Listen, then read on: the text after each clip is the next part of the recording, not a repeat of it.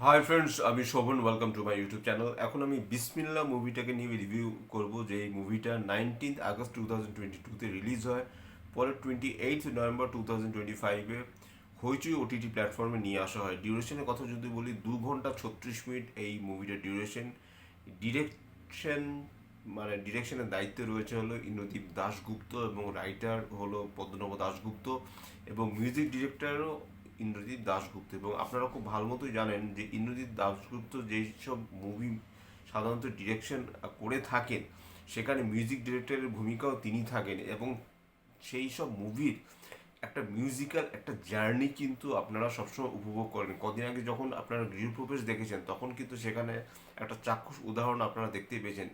এখানেও কিন্তু এই জিনিসটাই দেখানো হয়েছে। এটা কিন্তু একটা মিউজিক্যাল ড্রামা, এবং বিসমিল্লাকে যেভাবে এখানে ইউজ করা হয়েছে, বিসমিল্লা এমন নয় যে বিসমিল্লার যে অনেক বয়সকাল অবধি দেখানো হয়েছে, সেই ব্যাপারটা কিন্তু এখানে দেখানো হয়নি। বিসমিল্লার একটা রীতিমতো কৌশল থেকে যৌবনের দিকে সে এগোচ্ছে, ওইখানে কিন্তু সিনেমাটাকে কিন্তু শেষ করে দেওয়া হয়েছে। তার বিয়ে হতে চলেছে আর কি, এরকম জায়গায় সিনেমাটাকে শেষ করে দেওয়া হচ্ছে। আমি এটা স্পয়লার দিয়ে দিচ্ছি এই কারণে, কারণ সিনেমাটা অনেকদিন আগে রিলিজ হয়েছে, এবং হয়েছে ওটিটি প্ল্যাটফর্মে বেশ কিছুদিন আগে রিলিজ হয়েছে। সিনেমাটা দেখতে আমার অনেক দেরি হয়ে গেছে।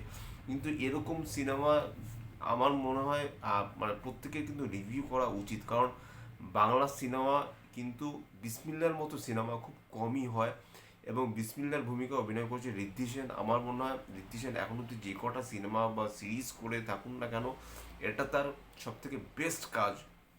এবং এখানে যে একটা অসেম্বল একটা কাস্ট রয়েছে, সেই তাদের কথা একটু বলে নিচ্ছি। অপরাজিত আঢ্য, তার যে ক্যারেক্টারের নাম থাকে সেটা তার নাম থাকে হলো মমিনা। এছাড়া রয়েছে সুরঙ্গনা বন্দ্যোপাধ্যায়। সুরঙ্গনা বন্দ্যোপাধ্যায়কে দুটো ক্যারেক্টার আমরা দেখতে পাবো।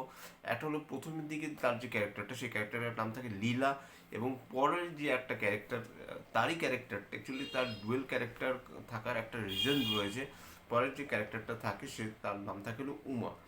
এখানে গৌরব চক্রবর্তীকে আমার দুর্দান্ত লেগেছে। তার যে কাজ সেটা হলো যে, দেখুন, সাধারণত যে ডিজে যে যন্ত্রপাতি নিয়ে সাধারণত বিয়েবাড়ির অনুষ্ঠানে বা বিভিন্ন অনুষ্ঠানে যে ডিজে যন্ত্রগুলো বাজানো হয়, সেগুলো সে অ্যাকচুয়ালি হ্যান্ডেল করে থাকে।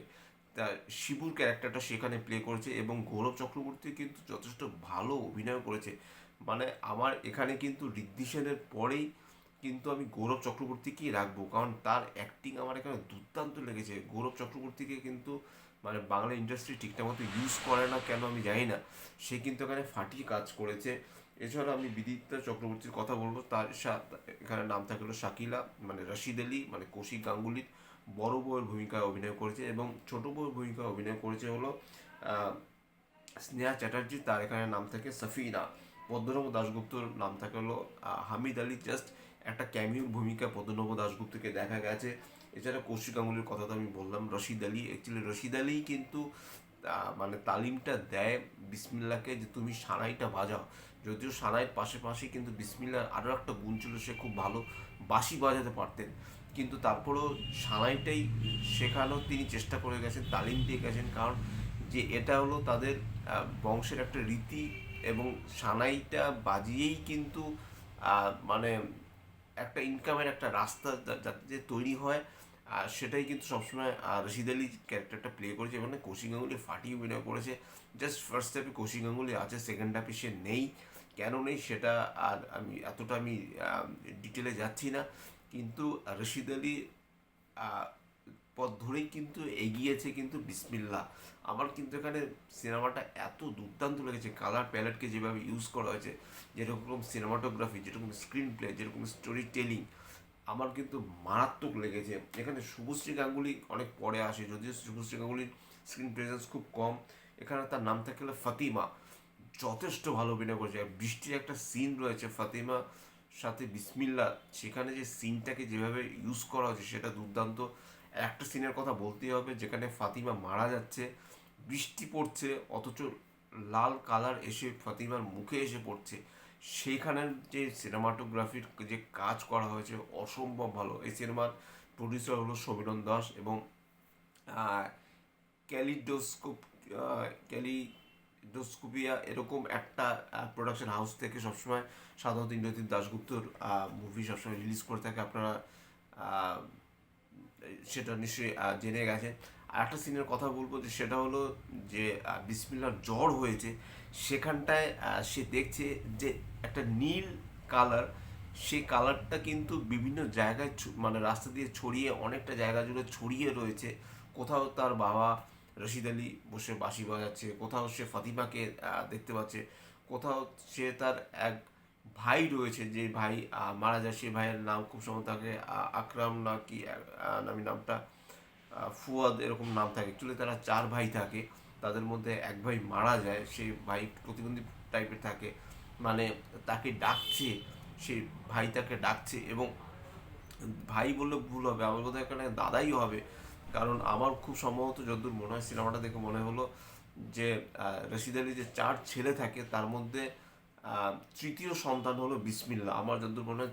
তারপরে একজন ছোট ভাই থাকে, এবং বিসমিল্লার যে বড় যে দাদা, সে একজন প্রতিবন্ধী, সে কোনো কাজ করতে পারে না বলে তার মধ্যে একটা ফ্রাস্ট্রেশন কাজ করে, সেই জিনিসটাও কিন্তু এখানে দেখানো হয়েছে। তো যাই হোক, যে কালার প্যালেটটা এখন একটা ব্লু কালার প্যালেট ইউজ করা হয়েছে, এবং বিভিন্ন জায়গায় একটা সিনের কথা বলবো, যে যেখানে শুভশ্রী রেডি হচ্ছে, এবং সেখানে থেকে থেকেই অন্য অন্য আর্টিস্টরা ঘুরে বেড়াচ্ছে, এবং অনেকটা কৃষ্ণের সাথে কিন্তু এখানে বিসমিল্লার যে ক্যারেক্টারটা যেন একটা ম্যাচ করানোর চেষ্টা করেছে, এবং হিন্দু মুসলিম তাদের মধ্যে যে ভ্রাতৃত্ববোধ, সেটাও কিন্তু ডিরেক্টর কিন্তু এই সিনেমাতে খুব সুন্দর করে দেখিয়েছেন, যে তাদের মধ্যে যে খুব সুন্দর যে কোলাবোরেশন যেটা, সেটাও কিন্তু খুব সুন্দরভাবে এখানে দেখানো হয়েছে। আমার কিন্তু সিনেমাটা দুর্দান্ত লেগেছে। আমি জানি না সিনেমার হাইপ কীরকম ছিল। বিসমিল্লা রেটিং নিয়ে কোনো কথা হবে না এখানে, যদিও 6.5 আমি দেখছি আইএমডিবি রেটিংটা আরও বেশি আমি এখানে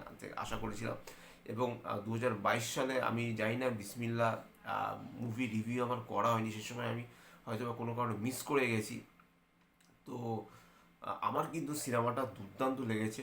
কালার প্যালেট যেভাবে ইউজ করা হয়েছে, এবং যেরকম বিজিএম, যেরকম মিউজিক, এখানে সঙ্গীতের ব্যবহার কিন্তু এখানে খুব ভালো মতো দেখানো হয়েছে। এবং সিনেমার শেষে কিন্তু দেখানো হয়েছে যে যে ইন্ডিয়ার যত মিউজিশিয়ান রয়েছে, তাদেরকে কিন্তু ট্রিবিউট করেই কিন্তু বিসমিল্লা সিনেমাটাকে কিন্তু ইন্দ্রজিৎ দাশগুপ্ত খুব সুন্দর যত্ন করে বানিয়েছে।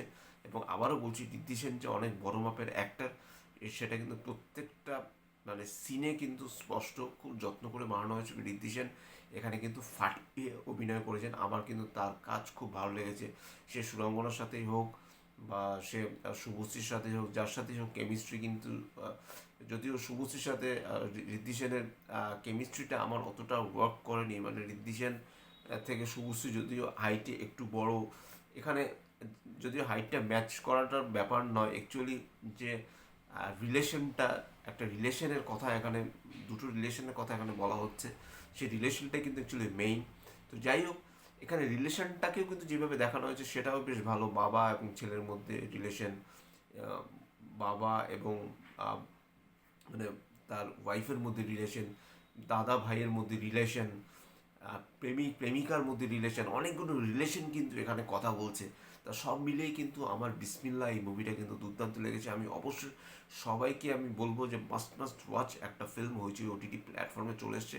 কারণ এখন তো তোমরা হলে গিয়ে এই সিনেমাটা দেখতে পাবে না, কিন্তু হইচই ওটিটি প্ল্যাটফর্মে গেলে পরে তোমরা কিন্তু এখন এই সিনেমাটা অ্যাভেলেবেল রয়েছে। তো এটাই ছিল আমার বিসমিল্লাহ মুভি রিভিউ। যদি আমার চ্যানেলটা ভালো লেগে থাকে, লাইক, শেয়ার, কমেন্ট এবং সাবস্ক্রাইব করতে ভুলো না। আমার চ্যানেলকে ইনস্টাগ্রামের লিঙ্ক, ফেসবুকের লিঙ্ক এবং ইউটিউবের লিঙ্ক আমার ডিসক্রিপশন বক্সে দিয়ে দেওয়া রয়েছে, সেখান থেকেও তোমরা আমাকে কানেক্ট করতে পারো। Till then, stay tuned, tata, love you, bye bye and good night.